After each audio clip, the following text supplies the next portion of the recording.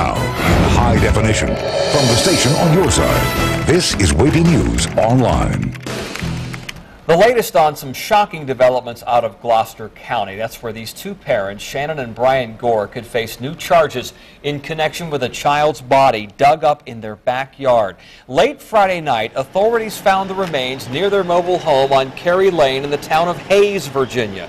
The remains are on their way to the medical examiner's office. They will determine how the child died. Now, earlier in the day, deputies say that they found a 5- or 6-year-old girl in a cage, naked and covered in her own waste. She is recovering in the hospital. Doctors say she was starving and likely wouldn't have lasted another week.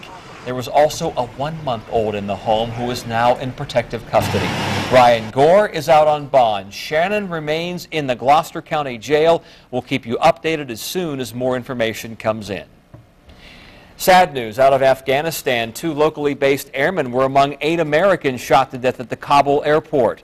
Captain Charles Ransom of Midlothian and Major Raymond Estelle Jr. of York County were both based out of Langley Air Force Base. Estelle is a native of New Haven, Connecticut, and worked as a cyberspace operations officer for nearly 20 years. His brother tells us he rose above a tough neighborhood of violence and drugs and decided to enlist in the Air Force. He could have been doing a lot of negative things, but he chose to do a positive thing. And there's always a way out of here. He found a way. Just don't question God why things happen. Just God has a plan for everybody, and they just took an angel. Major Estelle leaves behind an extended family, including his wife and 2 children.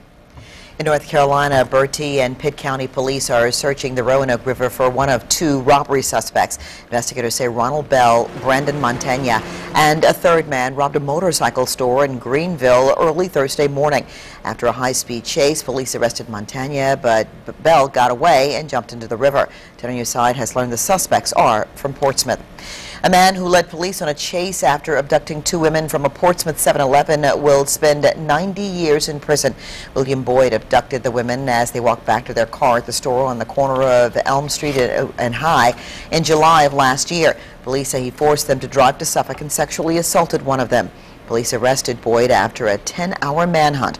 A judge ordered Boyd to get sex offender treatment while in prison and to have no contact with the victims. Now, in high definition, from the station on your side, this is Super Dapper 10 Online. We've got sunshine and a beautiful weekend ahead. Real nice weather coming up over the weekend. And really, it's going to be pretty quiet all over the country, so nothing real big going on, thankfully, after a very active weather week across the United States. It'll be cooler tomorrow with highs into the 60s.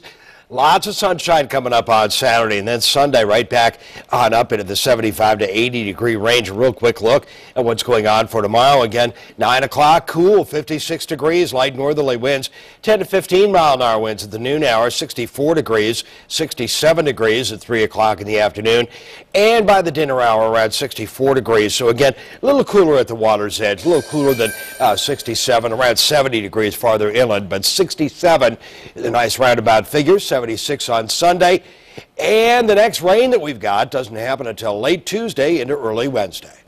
Stay with WAVY News 10 for all your day's news. Our next newscast is 6 a.m. We'll see you then. Now, in high definition, from the station on your side, this is WAVY News Online.